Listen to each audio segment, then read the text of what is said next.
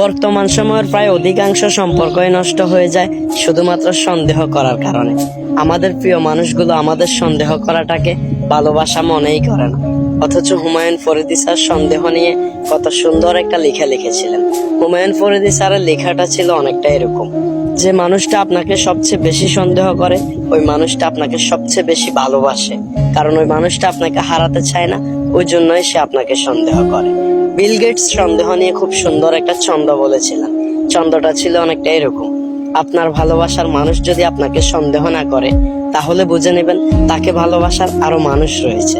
সন্দেহ, ঝগড়া, রাগ, অভিমান, ছোট ছোট বিষয়গুলোর কারণে বর্তমান সময়ের অধিকাংশ সম্পর্কই নষ্ট হয়ে যায়।